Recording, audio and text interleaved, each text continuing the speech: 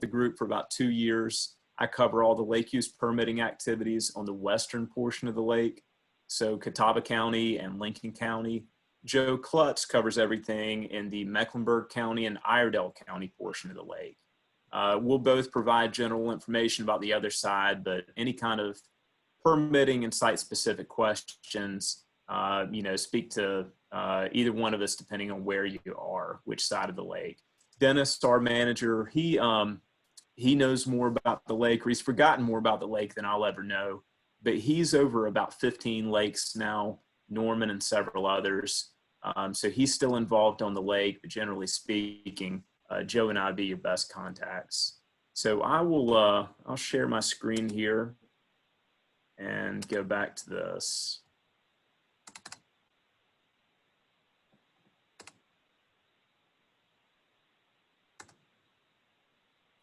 All right. So first off, just to get started, and let's see, I guess one person, can you confirm that you can see my screen, the PowerPoint presentation? Okay. So just to get started, I know that everyone is probably in, various, working in various capacities with COVID-19. So this is from our website, and it's a bit dated at this point. But basically, we're still operating under kind of restricted procedures within Duke Energy as a company. So it has affected the way that we go about some of our business functions. Basically, if you're used to calling our 1-800 line, you can still call it, but you're almost exclusively going to be leaving a voicemail now. And the response time on it is probably going to be slower than usual. We just have less people in the office. The recommended way to contact us, again, Joe Klutz or myself with site-specific questions, but that email address there, lakeservices@duke-energy.com, is the best contact for admin questions or general questions. In normal times, we tell folks to expect a 30-day review period for applications. We're still sticking by that, but 6 months ago, an application would probably be turned around in 2 to 3 weeks. And now I would say that we are closer to that 30-day timeline. So just make sure that you plan accordingly. So I'll start off and just give you a general overview. Some of you that have been around the lake for a while are probably familiar with this. But in the mid-'80s is when our program, Lake Services, and we've had a few different names, but it's when we got started.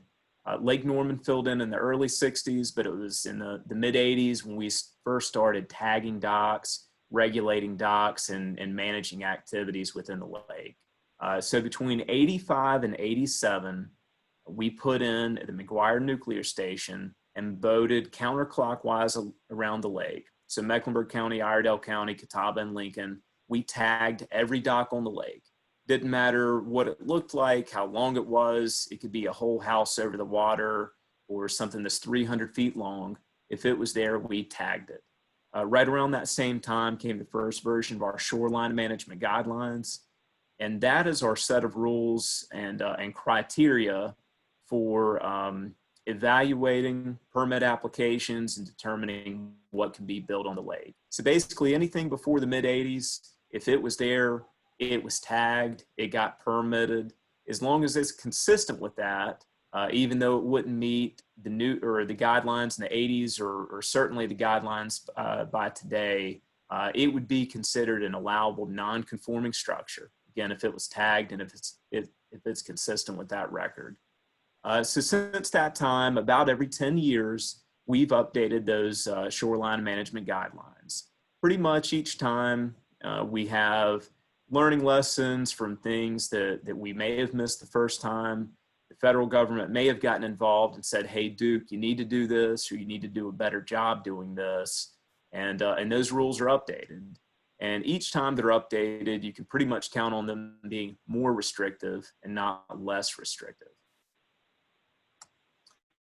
And then just so that we've all got a frame of reference here for the area that we're looking at, and when Duke's authority starts under the shoreline management guidelines, the aerial image here on the screen is a pretty good overview of different conditions on the lake and what kind of variability you can see in a pretty short amount of time. On the left side of that image, you can see that the green line, which represents the FERC project boundary, a lot of you probably noticed the 760 or the high water mark or full pond, but the FERC project boundary is the official name. On the left side, you can see that it matches up pretty close to where the shoreline is or where the water's edge is on the day that this picture was taken. In the middle of the screen, you'll see there's a fairly large discrepancy between the water's edge and where that. So basically, when the lake's completely full, the water is going to extend well into, you know, what would probably appear just looking at it to be the backyard or the lakeside yard for that property. So if there's not a defined steep bank, there can be some pretty significant variability in the end of someone's property, the start of Duke's property, or where our rules start. A survey is always the best way to determine that. Full pond is 760 feet above mean sea level, and a surveyor, you know, they can put you spot on with where that is. So anything within or below that full pond elevation, you're dealing with us for our lake management rules. Typically, we're also the property owner, so we own the lake bed. We get a lot of questions about buffer rules. So if you'll look at the right side of that screen, you'll see a red mark, and that's just approximate, but it's a representation of the 50-foot Catawba River riparian buffer. So that buffer is a state mandated buffer that starts from full pond, so from where our authority stops and extends upland.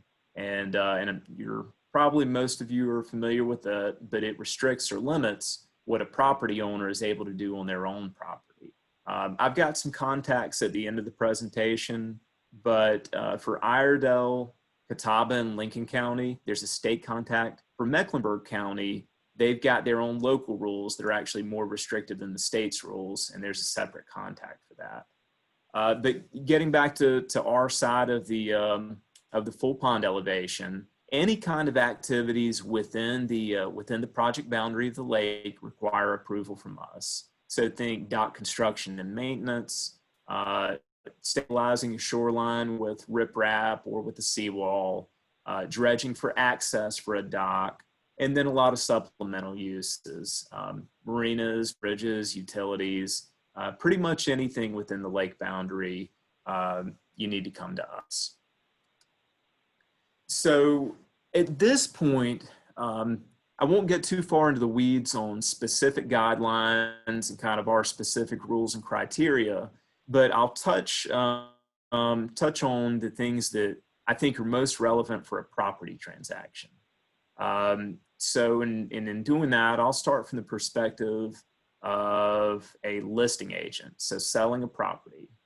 Because so much of the value of a lakefront property is tied to the dock itself or the ability to have a dock, my personal recommendation for anyone listing a property on the lake is as soon as you are under contract with the seller, with the current property owner to list a property, the first thing that I would do is if there's a dock, I would walk down to the dock and look over the edge, typically on the cove-facing or channel-facing portion of the structure, and I would look for a Duke Energy or Duke Power dock tag.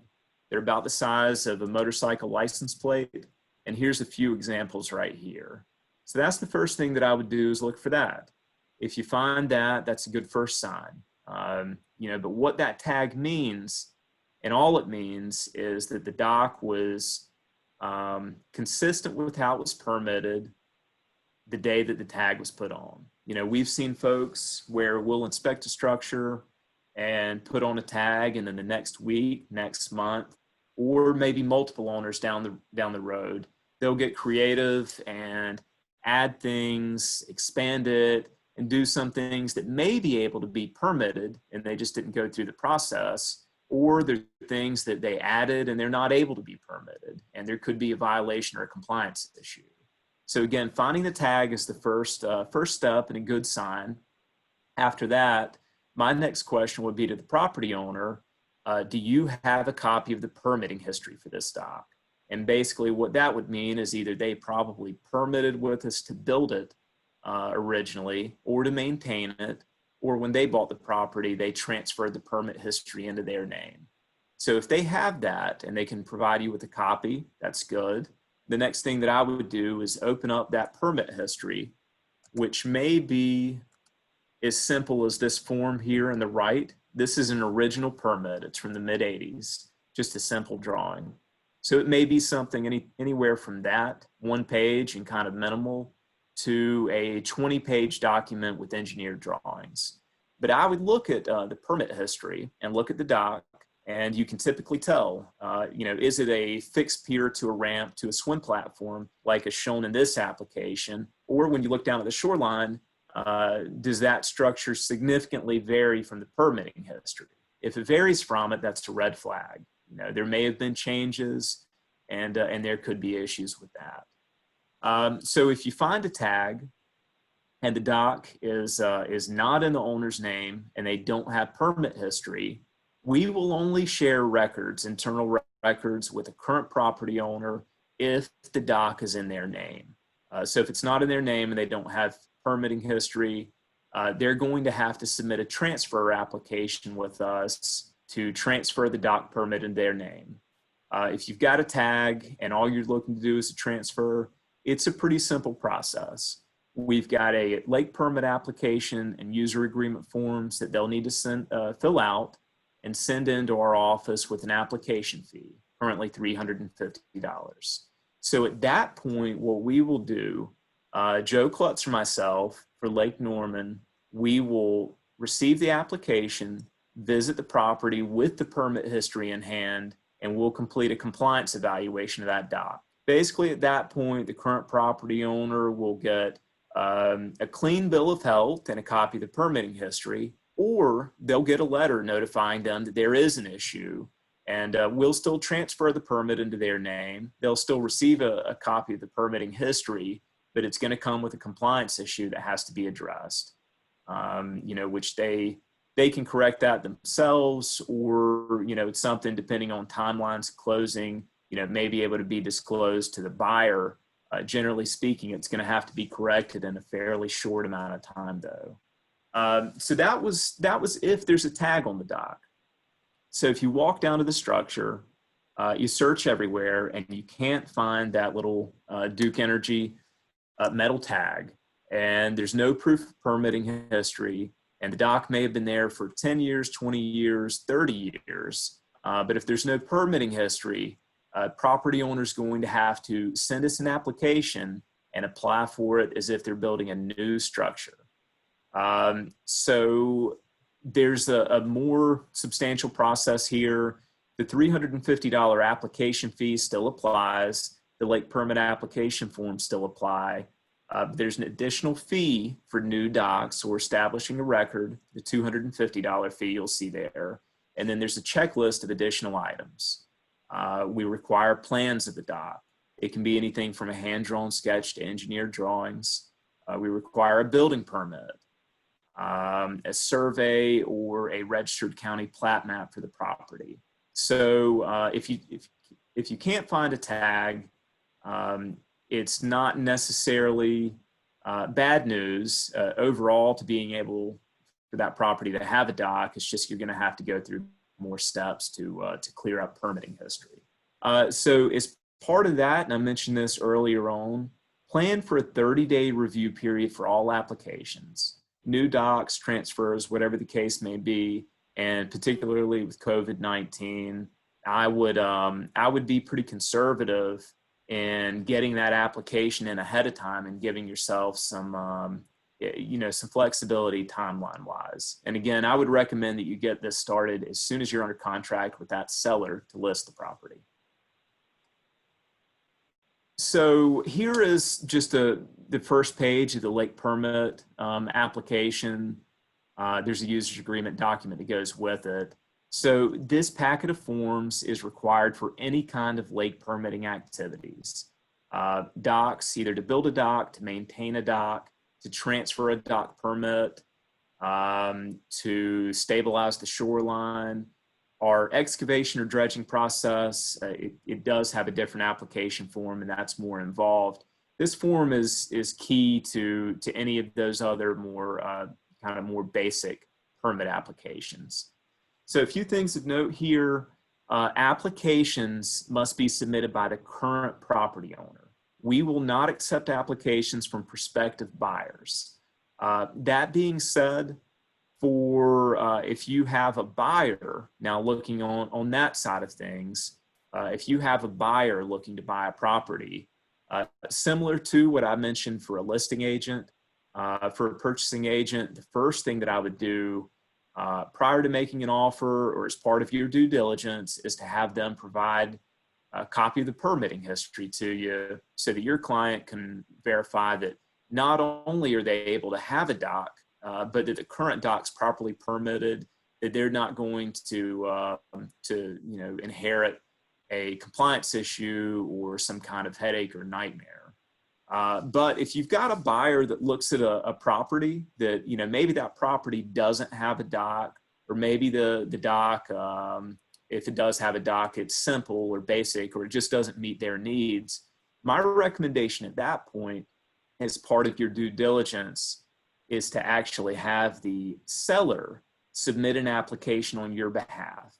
What we'll see a lot of times is the buyer may provide plans. They may provide even the application fees and may do a substantial amount of the legwork. But at the end of the day, the current property owner or the seller needs to be the one to submit that application to us. So it needs to be their signature, their information. They need to be the one signing off on it. And until that transaction occurs, the current property owner will be my customer, Joe's customer. But we're getting to a point on the lake where certainly anywhere south of the 150 bridge, but throughout a larger portion of the lake, if there's a property that does not have a dock on it, there's still a number of qualifying properties that are able to have a dock below that bridge, but they're becoming fewer and far between. And I would not recommend purchasing a property without having some type of approval in hand. And if a buyer reaches out to me and says, "Hey, I'm looking at a property at such and such address, can it have a dock?" All they're going to get from me or Joe is just a very basic, basically non-committal answer of, "Hey, we'll review an application for this dock, but this is not approval. We can't give you pre-approval, and you're moving forward with that basic guidance at your own risk." So again, if I were purchasing a property on the lake, I would want an approval letter in hand prior to purchasing that property. So again, a 30-day review period here. So if you're looking to purchase property, I would recommend accounting for that in the due diligence period or in your negotiating window. And again, try to get this process started sooner than later because it can take some time, and occasionally we'll need additional information. So that could cause delays. One important note here for any application submitted, we see this a lot, and particularly with and around property transactions. We're still operating in the 20th century. Any application submitted to us, they've got to be submitted via regular mail to our office downtown. Fees are required to be paid by check, is what I've got listed on here. We'll also accept money orders.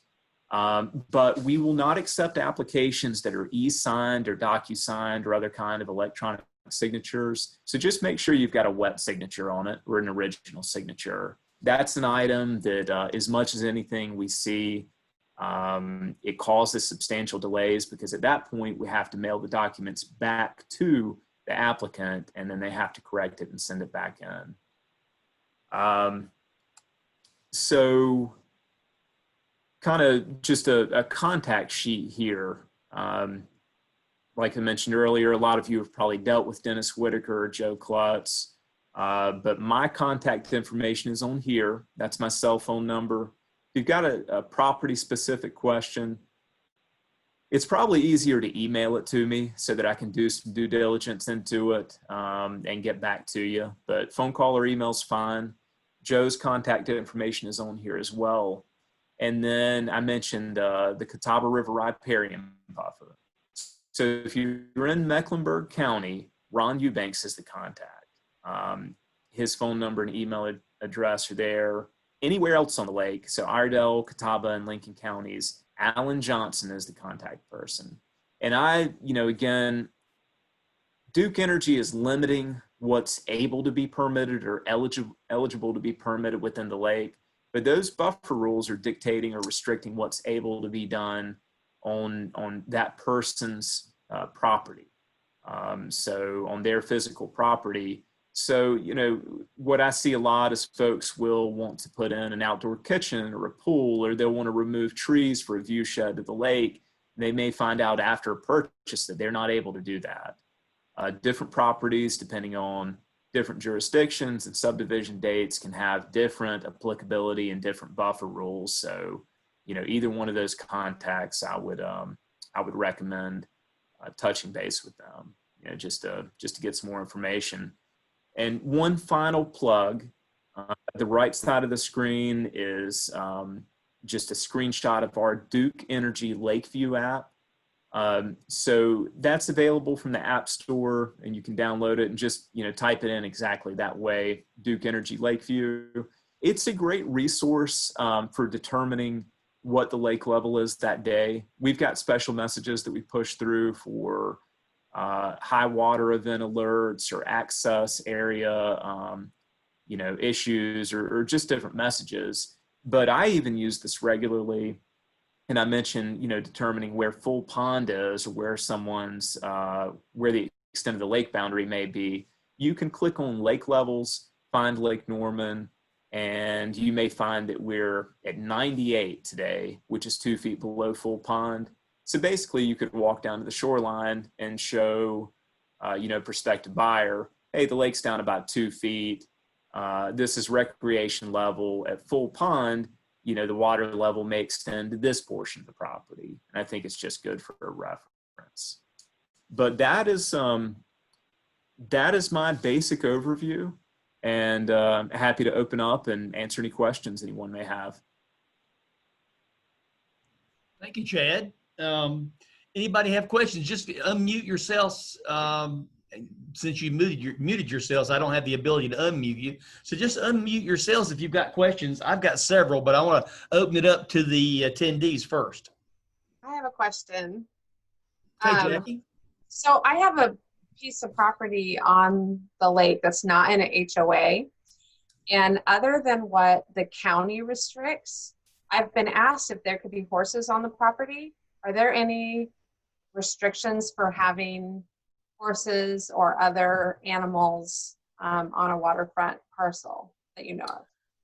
No, and so if you're above the 760, as long as you're not on Duke Energy property, physical property, we do not have any, Lake Services does not have any control outside of the lake boundary. Okay. So if it's strictly an upland use, we wouldn't have anything to do with that. Okay. Good question, Jackie. I have Sometimes it's if the animal has a split hoof or not, right? That could be a horse, but not a cow. So check those with the county. With their, I just didn't know for like excrement and waste issues with the water. If anything outside of the county, if it mattered. Right. Yeah. Sorry. Okay. Thanks, Judy. Chad, would these contacts be the same for the North Carolina side of Lake Wylie? So the North Carolina side of Lake Wylie, Ronnie Lawson used to cover that area. If you ever dealt with him, he just retired. Okay. So I think we actually have a manager. His name's Kelvin Reagan. I think he's still serving that area until the permanent person has been assigned. But if you would like to email me, once we're done, I'll verify that and get back to you. Okay, perfect. Thank you. Mm-hmm. I wanted to just make sure, Chad, there is no way to get any sort of permit history online. We can't Google an address and find out any permit history. Is that correct? That's correct. So, as a private company, all of the records, they're not publicly available like they would be by government entity. So we have an internal database, and then we're very protective with our records. So, we'll only provide them to someone who applies for them so that we've got, proper registration and contact person for that property owner. And then once we provide them to the current property owner, the contact information for all previous permit holders is redacted as part of that process as well. So it's an internal only system, only accessible through communicating with Duke Energy Lake Services. Chad, I want to put a plug in for the Duke Energy Lakeview app. I'm a flat water kayaker, and typically I'm 5 minutes away from Mountain Island. And let me tell you, you do not want to be paddling up through the neck when Cowan's Ford is got a full release going, because you won't make very much progress. Now, if you know in advance, and the app will tell you when they're going to have a release, you paddle up there and you just turn the boat around and you can take a nap on the way down. I mean, you're right about that. You don't have to paddle a bit. It'll wash you right down the river. So that's great. In this regard, we seem to have a lot of issues, these older properties with docks that need a lot of work.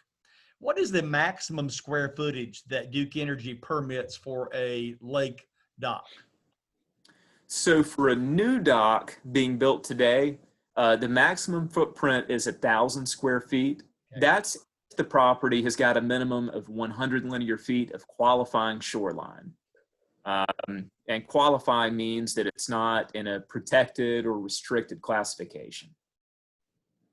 For an existing structure, you mentioned older properties. Yeah. If it's properly permitted, I think that there's docks on the lake that are 3,000 square feet. So again, as long as it's properly permitted under the rules that were in effect at that time, or predated the guidelines, someone is able to maintain that footprint, that use. Can't expand it, can't change anything, but that would be again, if it's consistent with the permit history and properly permitted. In that scenario, we consider it an allowable non-conforming structure. A lot of folks use the term grandfathered. You won't catch up saying that, but so there can be structures out there that are significantly in excess of 1,000 square feet. Okay. And, for reference, that's the maximum footprint for a new structure. Okay. But if you're looking at a property that has 75 linear feet of shoreline, and it was subdivided prior to 2006, yep, that property would be eligible for a dock as well. And in that scenario where they don't have a 100 linear feet of shoreline, they're eligible for 10 square feet of dock for every linear foot of shoreline. So in that scenario, they'd be eligible for 750 square feet. And then just to kind of get into the weeds a little bit, if you're looking at a property that does not have a dock, any property subdivided after 2006 has to have a minimum of 100 linear feet of shoreline to qualify for a dock. Between 96 and 06, it was 75 linear feet was the minimum. Prior to 96, there was no minimum. Okay, thank you. I hope everybody wrote that down, because we're seeing a lot of development these days. This ties in with my next question, up around Cheryl's Ford. Now, I've always been under the impression, and maybe I'm wrong, but I know I used to fish with my dad back when Lake Norman was first opened, and my dad always said that as you went up toward Denver, Cheryl's Ford, the lake is shallower at that end. Is that true? I wouldn't say. There are coves back there. Mountain Creek is one, and there's a few others. They're very shallow. But I mean, typically you can kind of look at the terrain of the land, upland of the 760, and if it's flat, no matter where you are in the lake, it's probably going to be shallow right in front of it as well. There are areas at the upper end of the lake, the Long Island area up towards the Buffalo Shoals Bridge, there is significant water depth immediately off the shore. And again, it's just a factor of, the existing terrain when the lake filled in. Okay, thank you. But we're seeing, like I said, around Sherrills Ford, Denver, all the way up to Sherrills Ford, we're seeing increased development up that way. Have you guys encountered any problems up there with silt runoff, that sort of thing? Or what's your, I guess what I'm asking for is your prognostication. We're going to see tremendous development on that end of Lake Norman in the years to come. We've gotten a fair amount of complaints that come to us. The Publix development is a good example, and what's going on across the street. Large land clearing projects that are in fairly close vicinity to the lake. We don't have any regulatory authority above the lake boundary. So in situations like that, when folks call us to issue a complaint, we're basically either forwarding them or forwarding that complaint to the North Carolina Division of Energy, Mineral, and Land Resources. They've got jurisdiction or regulatory authority for sediment runoff, sediment discharges. So we're basically in the same position as anyone else there. There have been a few examples where a development may have discharged a significant amount of sediment and have been issued a notice of violation by the state and have cooperated with homeowners to remove that sediment. But again, really that's more of a state issue for enforcing those rules.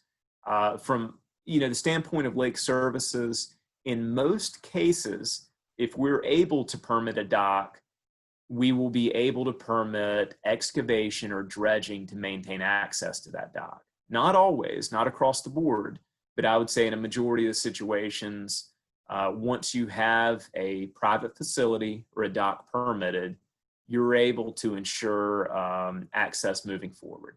And that's under our current guidelines, which, an important caveat for anything we discuss today is our rules are subject to change. So, you never know what the next few years may bring as far as the federal government requiring that we do things differently or more restrictive. So just speaking in reference to what's in effect today.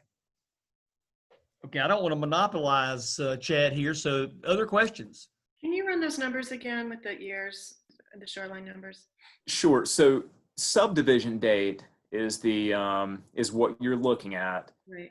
Prior to 96, there was no minimum amount of shoreline to qualify for a dock. Okay. Looking at one for someone that's got 25 linear feet of shoreline, it's a flag lot. That one, based on a subdivision date from the 60s, is eligible for 250 square feet. So between 96 and 06, you had to have at least 75 linear feet to qualify for a dock. Okay. So if you were subdivided in 1998 with 73 linear feet of shoreline, you qualify for nothing. You're not eligible for a dock. Okay. And then starting in 06, 100 linear feet was the minimum amount of shoreline to qualify for anything. Great, thank you. Mm-hmm. And does the process work the same? I know the contacts are different for all of the Duke owned lakes in the area. So all of the Catawba waterway system, which is everything from Lake James, through Hickory, Roadhouse, Lookout Shoals, all the way down to Lake Wateree Lake. That's the same set of rules, same basic process. You're going to be dealing with different folks, right? But we do have some other lakes that fall under different guidelines. Those rules vary significantly. Lake Tillery is another lake in the area. There's just a very different set of guidelines. Anything that's in that Catawba River. The same rules apply. Got it. Thank you. Good question, Jill. Chad, I had another question about when you were saying that a lot of times that sellers can submit everything for the buyer with maybe like a new dock design and that sort of thing for a permit. Can the current seller also request that the name be changed into a buyer's name? No, but if as part of that transaction, a seller submits an application on your buyer's behalf Right. after closing, as long as no construction has occurred, all they need to send in is those forms. There's not even a fee required. So the buyer after closing would just need to send in a transfer form. The fee's waived, and that would transfer the record into their name. Okay. Speaking of which, Chad, you know, people buy their house on the lake, they've got the dock, it's been permitted, and then they decide, well, I want a platform for the jet skis. Mhm. So describe, I mean, I'm assuming this is the same application process that we previously discussed, or you previously discussed. It may violate the minimum square footage that they can have on the water. Describe that for me. So there are just a small handful of items that are allowed under our rules, but fall outside of the permitting process. Those jet ski ports, think the hydro hoist, you know, kind of drive on 5 foot by 13 foot. An existing facility is allowed to have two.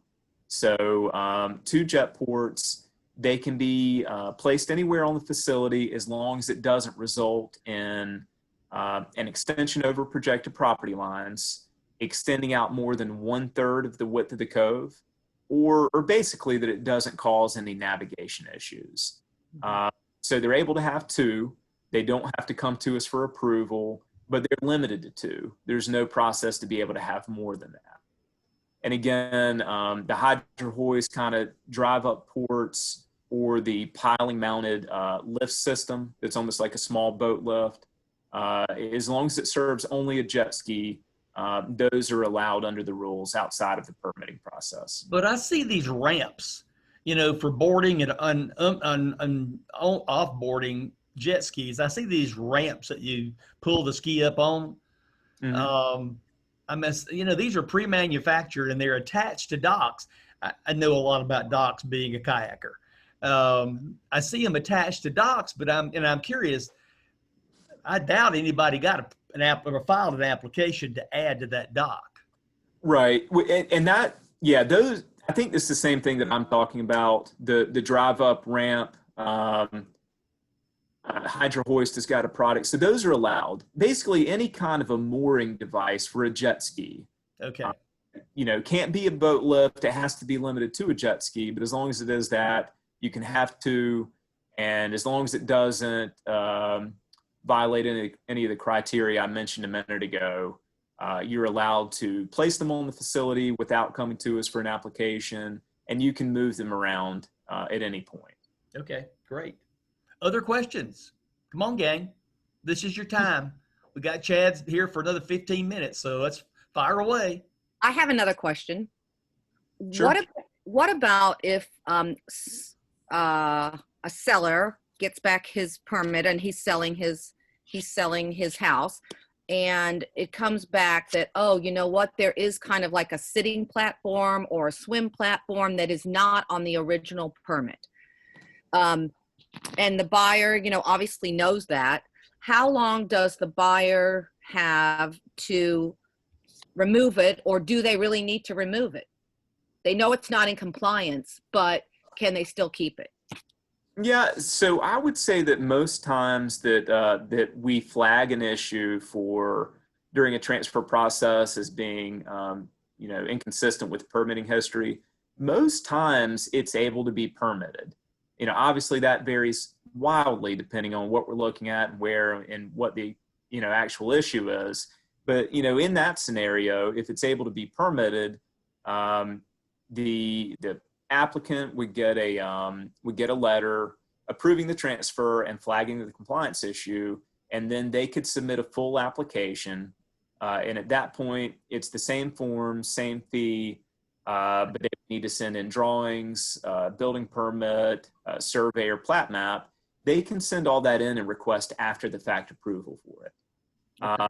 Other times, if it is not consistent with our guidelines and we're unable to approve it, it would have to be removed. And our process for that is we send certified letters notifying them of the issue, and ultimately it would go to Duke Legal.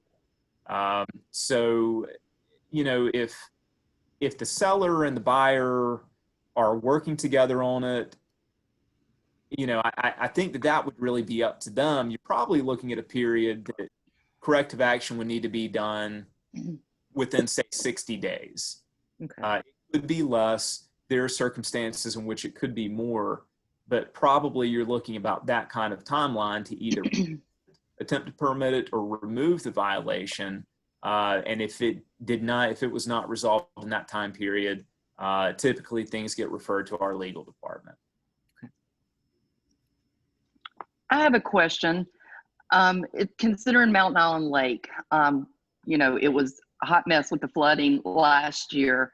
I think everybody probably learned lessons as far as on the lake. What are you guys doing now? Are you putting any other things in process to try to get ahead of that? I know, I mean, we can't control Mother Nature, obviously, but we have a lot of our clients that live on the water that had a lot of damage last year. So have you guys put anything else into place if this were to happen again?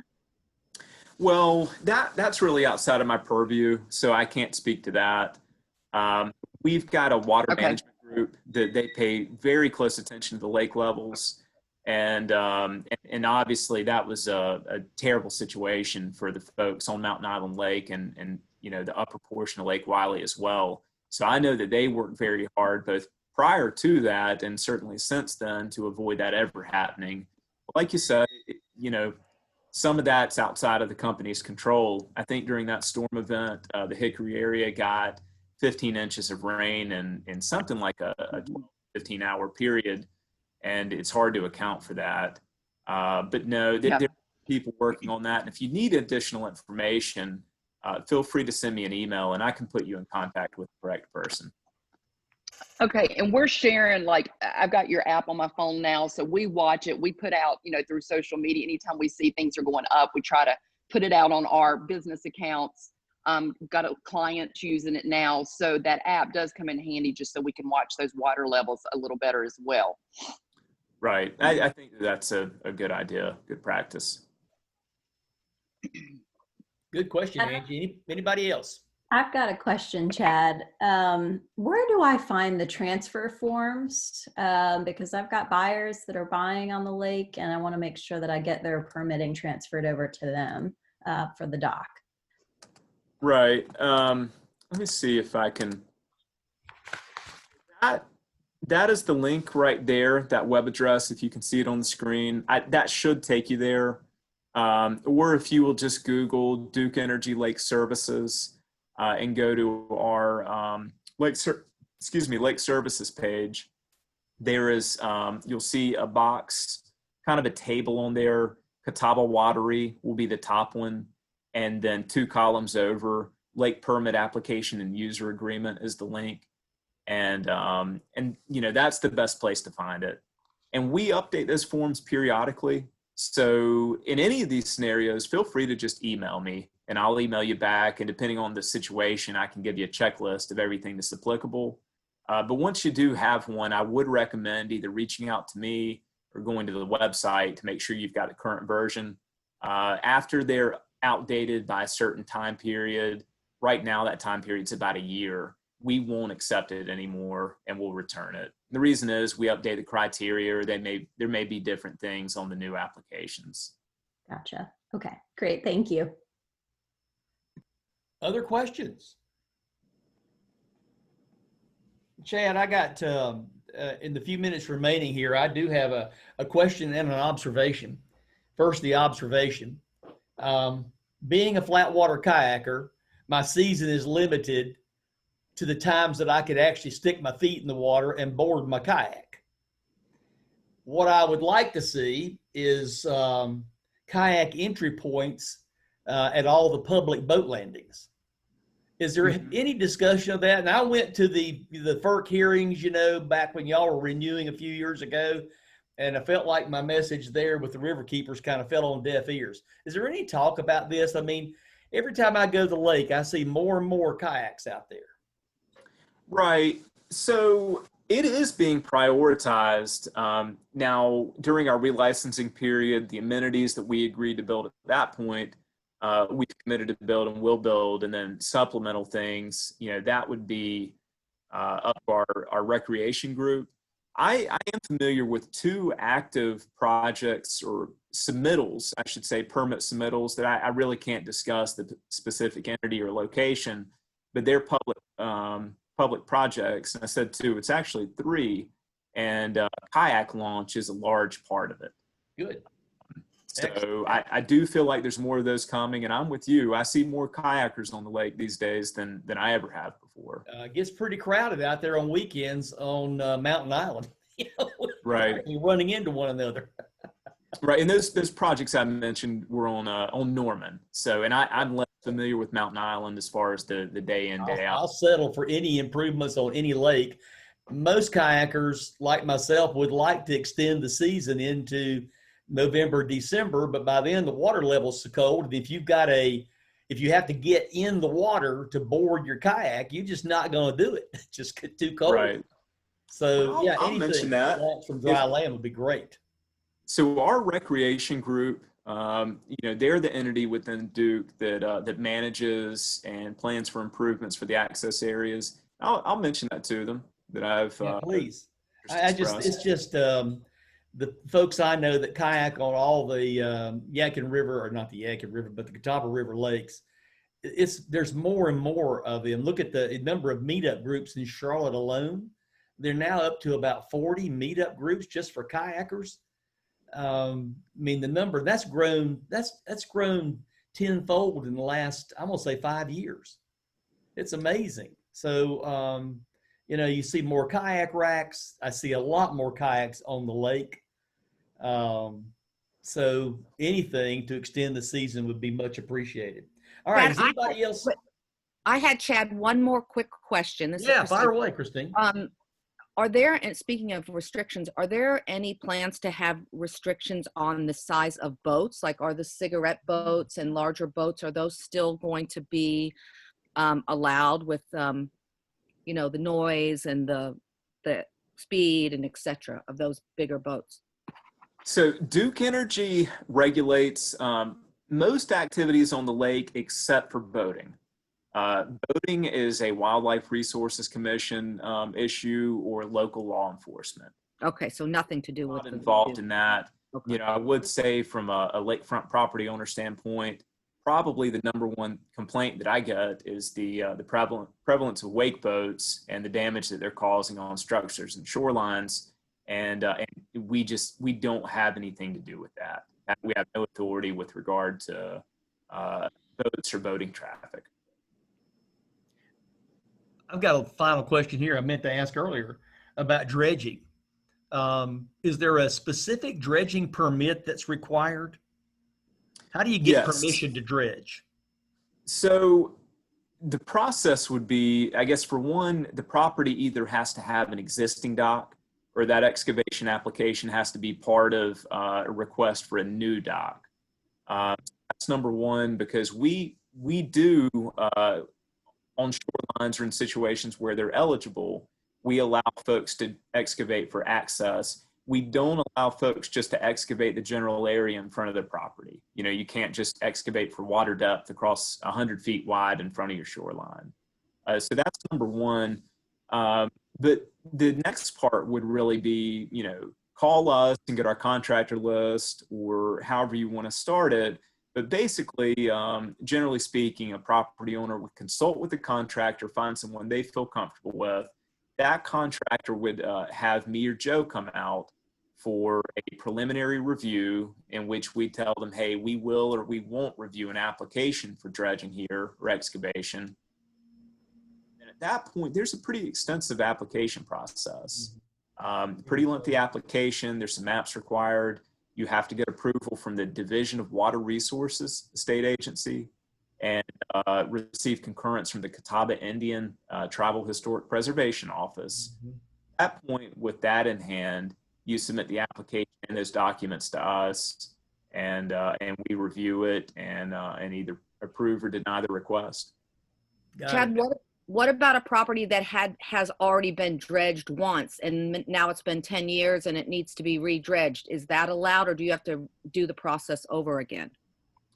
Yeah, so with any of these activities, whether it's building a dock, stabilizing shoreline, or dredging, that approval when we issue one is only good for a certain amount of time. 12 months for docks and shorelines, 18 months for excavation. Once that period is passed, you have to come back and apply again. So what I would say to someone in that case is, you know, the good thing is if it was approved 10 years ago, there's a good chance it's going to be approved again, but you still would have to go through the process. Any other questions for Chad? Chad, I sure wish you guys would remove all those rocks up there at Lake Lookout. Doggone it, they just nobody calls it Lookout Shoals anymore anyway. Right. Yeah, that's an interesting lake. Certainly unique. Y'all try and navigate in the kayak through there. It's like Yeah, it's a I don't. It's a pretty lake. I've been out there a few times, but yeah. Love those cliffs. Love to go up there and watch those high school kids dive off those cliffs up there. That's amazing. Just if you, and for everybody else's benefit, it's a show. I'm telling you, on weekends, it's a real show. You won't catch me doing that. No, me either. All right. Chad, thank you so much. Really informative. We'd like to have you back in about a year, try to keep our annual tradition up of having you come back in and update us and remind, because we've got new agents joining us all the time. This is great information. Thank you for your time. Thank Dennis on my behalf for sending you our way. And Absolutely. I enjoyed it. Share your PowerPoint. Thank you. Thank you. No, I'm not able to share this. Just, Okay. you know, a lot of this information, kind of what I mentioned about the application, it can become outdated over time. And then we've got tags in there specifically. Okay. But keep my email address. And anytime you got a question, email me or give me a phone call, and I'm happy to provide you guidance at that point. Okay, thank you. great. All Chad, right. thanks again. Thanks so much. We really appreciate it. And folks, I think it's 11 o'clock. We'll just end our meeting here. Any announcements, watch your email. Please watch your email. And especially now with that we're rolling out the new website, pay special attention to anything that you see from me because it's going to be important. And we want you all to be up to speed when we roll out the new website with your CRM and website management. You're going to love it. I just know you are. Because I'm telling you, I am crazy about it. I hope you're enjoying the new harmarketing.com website where you've got everything marketing in one place. Okay. All right. If I have no further comments, we'll call it a day. Thanks so much for tuning in this morning. Good to see everybody. I haven't seen you in a while. So again, next Wednesday, we'll do it all over again. I don't have a special guest yet, but you never know who might pop in. All right. Thanks so much. Have a great day. Bye. Thank you, Mike. Thank Yeah. you, Mike.